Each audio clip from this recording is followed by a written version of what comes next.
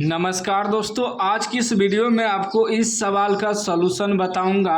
कह रहा है कि त्रिभुज ए बी सी समरूप त्रिभुज एक्स वाई जेड तथा बी सी बराबर 9 सेमी कोमा वाई जेड बराबर 7 सेमी यदि त्रिभुज ए बी सी का क्षेत्रफल 243 सेंटीमीटर स्क्वायर हो तो त्रिभुज एक्स वाई जेड का क्षेत्रफल है।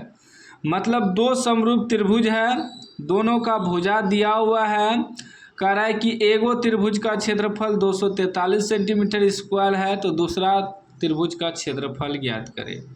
इस सवाल को हमने कॉपी पे लिख लिया है, अब यहाँ सॉल्व करेंगे सवाल को। ठीक ना। दो समरूप त्रिभुज है, एगो है ए, मान लीजिए ए बी सी, एगो है एक्स वाई जेड, दो समरूप त्रिभुज है। इसमें बी सी कहाँ है, यहाँ है। बी सी हमें दिया है 9 सेमी 9 cm और वाई जेड यहाँ है, कितना दिया है 7 cm। ठीक। करें यदि त्रिभुज ए बी सी का क्षेत्रफल 243 सेंटीमीटर स्क्वायर है, इसका क्षेत्रफल जो है 243 cm स्क्वायर है, हमें इसका क्षेत्रफल निकालना है एक्स वाई जेड का, इसका क्षेत्रफल आराम से निकलेगा, बस थोड़ा आपको ध्यान देना होगा। देखिए दो समरूप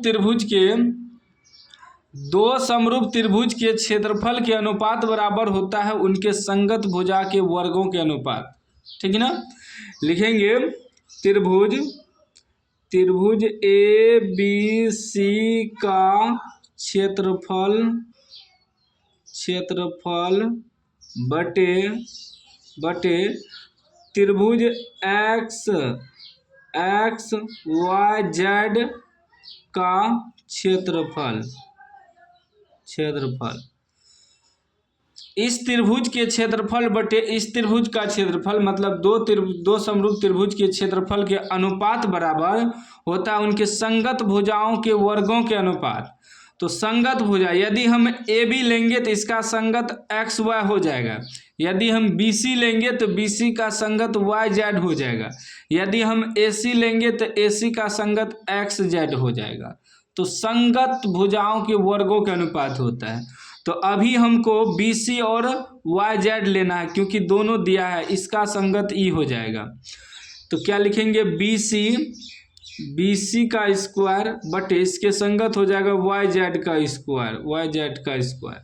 तो त्रिभुज ए बी सी का क्षेत्रफल हमें दिया है। देखिए त्रिभुज ए बी सी का क्षेत्रफल 243 दिया है, यहाँ लिख देंगे 243 बटे त्रिभुज एक्स वाई जेड का क्षेत्रफल, यह तो हमें निकालना है, बराबर बी सी कितना है 9, तो 9 का स्क्वायर बटे वाई जेड कितना है 7, तो 7 का स्क्वायर।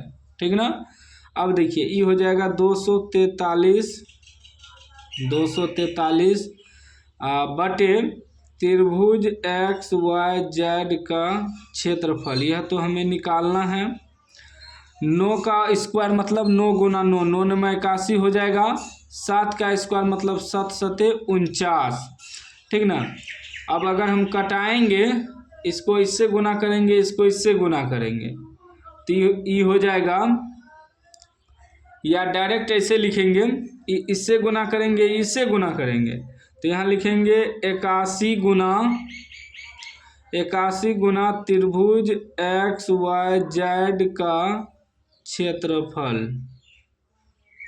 बराबर 243 गुना 49।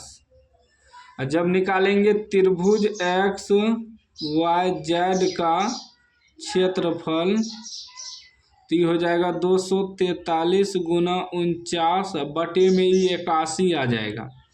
कटाइए तो जो कटेगा 9 से कटाएंगे, 9 दूनी 18, 6 बजाएगा कट जाएगा, 9 से कटाएंगे 9 में 81, 9 से कटाएंगे 9 दूनी 18, 18 6 24, 6 बचेगा 3 यहाँ देंगे 63 और 9 सते 63 कट गया।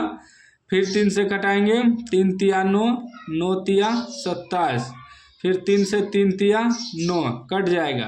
क्या बच गया, सीधा बच गया ऊपर में 3 गुना 49, गुना करिए तो 9 तिया 27 के 7 हासिल 2, 4 तिया 12, 2 14, 147 cm स्क्वायर हमारा आंसर हो जाएगा। त्रिभुज XYZ का क्षेत्रफल हो जाएगा।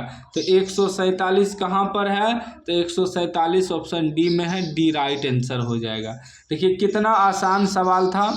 उम्मीद है आप समझ गए होंगे। लाइट कट गया था इसलिए मोबाइल का फ्लैश जलाए थे, थोड़ा क्वालिटी कम आया होगा वीडियो में, तो कोई दिक्कत नहीं है। जब हम वीडियो बनाने बैठते हैं तो लाइन कट जाता है, प्रॉब्लम हो जाता है, क्योंकि इन्वर्टर नहीं है। तो आप लोग सपोर्ट करिएगा तो हम इन्वर्टर वगैरह ले लेंगे, डिजिटल बोर्ड वगैरह ले लेंगे।